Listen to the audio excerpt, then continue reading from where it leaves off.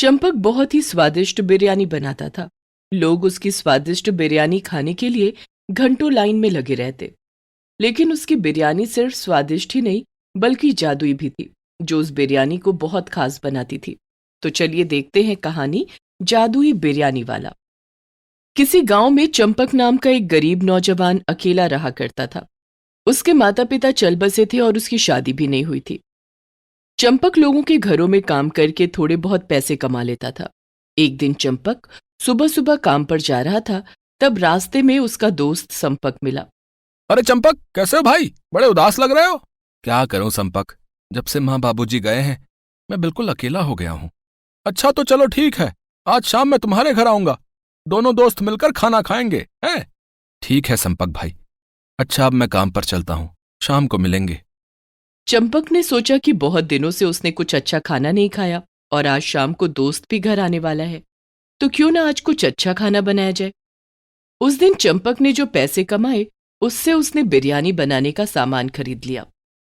चंपक के पास ज्यादा पैसे नहीं थे, इसलिए उसने वेज बिरयानी बनाने का सामान खरीदा और घर आ गया। घर आकर चंपक ने वेज बिरयानी बनाई। चंपक ने बिरयानी बनाना अपनी माँ से सीखा था। चंपक वेज बिरयानी बना रहा था, तभी संपक उसके घर पहुंच गया। अरे भाई चंपक, क्या बना रहे हो? किचन से बहुत अच्छी खुशबू आ रही है। मैं वेज बिरयानी बना रहा हूं। आज काफी दिनों के बाद हम दोनों एक साथ बैठकर खाना खाएंगे, इसलिए मैंने वेज बिरयानी बना लिया। मेरा तो मन कर रहा है इसे अभी ही खा लूं। पहले इसे बन तो जाने दे। थोड़ी देर के बाद चंपक की वेज बिरयानी बनकर तैयार हो जाती है। चंपक 2 थालियों में वेज बिरयानी लेकर संपक के पास आता है।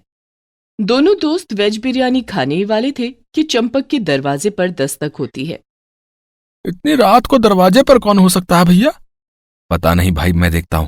चंपक दरवाजे पर गया तो वहां एक बहुत ही बूढ़ा साधु खड़ा था। चंपक ने कहा, कहिए बाबा, आपको क्या चाहिए? बेटा, मुझे बहुत भूख लगी है, मुझे बिरयानी खिला दो। साधु के मुंह से यह सुनकर चंपक हैरान हो गया। उसने साधु से कहा, बाबा, आपको आपको ये कैसे पता कि मैंने बिरयानी बनाई है? तुम्हारी बिरयानी की खुशबू दूर से ही आ रही थी, इसलिए तो मैं यहां खिंचा चला आया। क्या तुम मुझे बिरयानी नहीं खिलाओगे? चंपक मन ही मन में सोचता है, मैंने तो 2 प्लेट ही बिरयानी बनाई थी। अब अगर साधु बाबा को बिरयानी खिला दी तो मुझे भूखा ही रहना पड़ेगा। तभी चंपक को अपनी माँ की कही हुई बात याद आ गई। चंपक बेटा, अगर घर में अचानक कोई मेहमान आ जाए तो उसे भूखा जाने नहीं देना चाहिए। तभी साधु ने कहा, क्या सोच रहे हो बेटा? कुछ नहीं बाबा, आप अंदर आइए। साधु चंपक के घर के अंदर आ जाता है। चंपक अपनी थाली में रखी बिरयानी साधु के आगे रख देता है और कहता है, ये लीजिए बाबा, बिरयानी खाइए। उस साधु ने भरपेट बिरयानी खाई। जब संपक और साधु दोनों अपनी अपनी बिरयानी खा चुके, तब साधु ने कहा, बेटा, तुमने तो बिरयानी खाई ही नहीं। अब मैं साधु बाबा को कैसे बताऊं कि बिरयानी तो खत्म हो गई? चंपक साधु से बोला, बाबा, आपने खा लिया, बस मेरा पेट भर गया। अब मुझे भूख नहीं है। लेकिन मेरा पेट अभी नहीं भरा। जाओ, मेरे लिए थोड़ा बिरयानी और लेकर आओ। अब चंपक परेशान हो गया। साधु बाबा के लिए और बिरयानी कहां से लाऊं? पतीली में जितनी बिरयानी थी वो सब मैंने संपक और साधु बाबा को परोस दी। चंपक जब बिरयानी लाने नहीं गया तब साधु ने उससे कहा, तुम बिरयानी क्यों नहीं लाते? बाबा, दरअसल बिरयानी तो खत्म हो गई है। नहीं, बिरयानी तो अभी पतीली भर के रखी है। नहीं बाबा, मैंने तो इतनी ही बिरयानी बनाई थी। तुम रसोई में जाओ तो सही और बिरयानी लेकर आओ। साधु के हट करने पर चंपक रसोई में चला गया। अब मैं बाबा को कैसे बताऊं कि बिरयानी खत्म हो चुकी है? बाबा तो मान ही नहीं रहे। पतीली ही बाबा के पास ले जाता हूं, तब उन्हें मेरी बात पर विश्वास होगा। लेकिन जब चंपक बिरयानी की पतीली के पास पहुंचा, तब उसने देखा कि पतीली में तो सचमुच में बिरयानी रखी थी। ये कैसे हो सकता है? मैंने तो सारी बिरयानी दोनों थालियों में परोस दी थी। चंपक को अपनी आंखों पर यकीन नहीं हुआ। वह पतीली उठाकर साधु और संपक के पास ले गया और बोला, क्या आप दोनों को भी इस पतीली में बिरयानी दिखाई दे रही है? हाँ भाई, पतीली तो बिरयानी से भरी हुई है। तुमने बाबा से झूठ क्यों बोला भाई कि बिरयानी खत्म हो चुकी है? मैंने झूठ नहीं बोला था। बिरयानी सचमुच में खत्म हो गई थी। न जाने पतीली में बिरयानी कैसे आई। इन सब बातों को छोड़ो, अब जल्दी से मुझे और बिरयानी खाने को दो।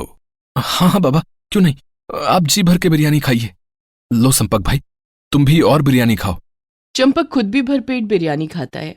जब सबने बिरयानी खा ली तब पतीली में बहुत थोड़ी सी बिरयानी बच गई थी, जिसे देखकर साधु ने चंपक से कहा, इस बिरयानी को आज पतीली में ही रहने देना। लेकिन बाबा, आप ऐसा क्यों कह रहे हैं? मैं तो ये बिरयानी कुत्ते को खिलाने वाला था। नहीं, इसे आज ऐसे ही रहने दो। अच्छा, अब मैं चलता हूं। तुमने मुझे भरपेट भोजन कराया है, भगवान तुम्हारा भला करेगा। इतना कहकर साधु वहां से चला गया। थोड़ी देर के बाद संपक भी वहां से चला गया। चंपक ने बिरयानी को उस पतीले में ही रहने दिया और सोने चला गया। दूसरे दिन चंपक सोकर उठा और काम पर चला गया। उस दिन चंपक को कोई काम नहीं मिला और ना ही कुछ कमाई हुई। शाम को जब वो घर लौटा, आज तो कुछ कमाई नहीं हुई। अब मेरी जेब में फूटी कौड़ी भी नहीं है। सारा दिन गुजर गया, मैंने कुछ खाया भी नहीं। बहुत भूख लगी है। कल हम सबने भरपेट बिरयानी खाई थी। काश आज भी वही बिरयानी खाने को मिल जाती तो मेरा पेट भर जाता। पतीली में थोड़ी बिरयानी बची थी, लेकिन अब तक तो वो खराब हो गई होगी। उसे फेंक कर पतीली साफ कर देता हूं। ऐसा सोचकर चंपक रसोई में गया और बिरयानी की पतीली में झांक कर देखा तो अरे, ये कैसे हो सकता है? बिरयानी तो कल खत्म हो गई थी, लेकिन ये पतीली फिर बिरयानी से भर गई और एकदम ताजी भी है, जैसे किसी ने अभी अभी बनाई हो। इसमें से खुशबू भी आ रही है। आह, ये कैसा चमत्कार है? कहीं ये बिरयानी जादुई तो नहीं? चंपक ने आज भी भरपेट बिरयानी खाई और बची हुई बिरयानी उसने अपने पड़ोसियों में बांट दी। उसके पड़ोसी बिरयानी खाकर बोले, अरे चंपक, भैया तेरी बिरयानी जो है बड़ी स्वादिष्ट थी भैया। हाँ, ये बिरयानी तू लाया कहाँ से था भाई? जी कर रहा है कि और खाने को मिल जाती। आहा। मैं ये बात किसी को नहीं बताऊंगा कि ये जादुई बिरयानी है। भोला भाई, ये बिरयानी मैंने खुद बनाई थी। मेरी माँ बहुत स्वादिष्ट बिरयानी बनाती थी। मैंने उन्हीं से बिरयानी बनाना सीखा है। हाँ। अच्छा भाई, वाह, तेरे हाथों में तो जादू है भैया। हाँ। चंपक के दूसरे पड़ोसी भी उसकी बिरयानी की तारीफ करने लगे और उससे बिरयानी मांगने लगे। चंपक चाचा, पापा ने थोड़ी बिरयानी और मंगवाई है। बेटा, बिरयानी तो अब खत्म हो गई है। बच्चा उदास होकर वहां से चला गया। अब यह सिलसिला रोज चलने लगा। उस पतीली से बिरयानी कभी खत्म ही नहीं होती। चंपक जब भी पतीली के पास जाता, पतीली हमेशा बिरयानी से भरी होती। दूसरे दिन चंपक से कुछ पड़ोसी उससे बिरयानी मांगने आ गए। अरे चंपक भाई, बिरयानी बची है क्या? अगर ये जादुई बिरयानी मैं लोगों को इसी तरह बांटता रहा तो मुझे कोई फायदा नहीं होगा। क्यों ना मैं लोगों से बिरयानी के बदले पैसे लेना शुरू कर दूं। इससे मेरी कमाई भी हो जाएगी। भाई, बिरयानी तो है, लेकिन बिरयानी के बदले में पैसे लगेंगे। ठीक है भैया, ठीक है। कितने पैसे लगेंगे? एक प्लेट बिरयानी के 30 रुपए। ठीक है, ये लो तुम्हारे 90 रुपए हैं। और 3 प्लेट बिरयानी दे दो भैया। एक मेरे लिए, एक मेरे बेटे पिंकू के लिए, और एक जो है पिंकू की माँ के लिए। समझ गए? हाँ भाई, तुम्हारी बिरयानी जो है उसमें न जाने क्या है भैया, कि रोज खाने का मन करता है यार। है, गजब का स्वाद है भाई। अब चंपक के पास रोज उसके पड़ोसी आते और उससे बिरयानी खरीद कर ले जाते। चंपक की अच्छी कमाई होने लगी थी। चंपक को अब काम की तलाश में घर से बाहर भी नहीं जाना पड़ता था। जादुई बिरयानी की मदद से चंपक ने कुछ पैसे जोड़कर अपना एक ढाबा खोल लिया और अपने ढाबे पर उसने कई तरह की बिरयानी बनानी शुरू कर दी। चंपक की बनाई हुई सारी बिरयानी खत्म हो जाती, लेकिन वो जादुई बिरयानी कभी पतीली से खत्म ही नहीं होती और हमेशा ताजी रहती। चंपक ने वो पतीली भी कभी नहीं धोई, लेकिन पतीली हमेशा चमकती रहती। न जाने कैसा जादू है। जरूर उन साधु बाबा ने कुछ चमत्कार किया होगा। उस दिन उनके आने के बाद ही जादुई बिरयानी बढ़ती ही चली गई और उस दिन के बाद से कभी खत्म नहीं हुई।